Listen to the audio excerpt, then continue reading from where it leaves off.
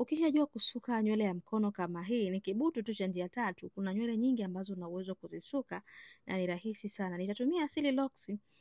Kwa wewe ambaye unajifunza kusuka, anza na nywele kama hizi, anza na vibutu, anza na nywele hizi ambazo nakufundisha, zinakuwa tayari zimeshasukwa kabisa toka kiwandani. Wewe ni kwenda kuipachika tu na ni rahisi sana.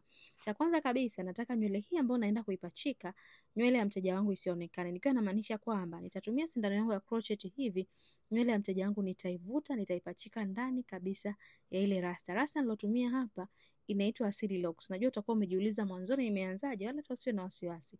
Nitaipachika na nitakuonyesha upande wa chini jinsi gani nilichokifanya. Naomba nikukumbushe, mimi ni Farida Othman kutoka Farida Beauty Academy. Karibuni sana chuoni kwetu kwa mafunzo bora ya urembo na ususi.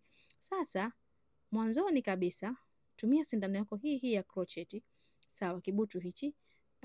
Kipitisha upande wa chini, alafu nenda kachukue rasta yako ya Asili Locks, ivute, alafu kwenye ncha pia ivute. Ila ukivuta kwa hapa usiikaze sana kwa sababu itabidi tupitishe tena sindano yetu hapa. Sawa, chukua ile nywele ya mteja wako, ivute, ipitishe hapa, alafu kaza upande wa chini.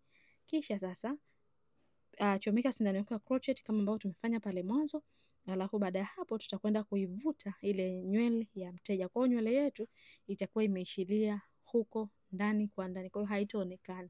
Usukaji huu ni rahisi sana. Umeshajua vibutu vyako, kusuka na crochet kama hivi ni rahisi sana na utakuwa na uwezo wa kujiingizia kipato. Wadogo zetu mlomaliza la 7, form 6, form 4, chuo, upo zako nyumbani, tumia njia hii kujipatia kipato. Sasa naomba nikwambie kwamba mimi ni Farida Othman kutoka Farida Beauty Academy, na karibuni sana chuoni kwetu kwa mafunzo bora ya urembo na ususi. Ada zetu kuanzia 300 mpaka 600.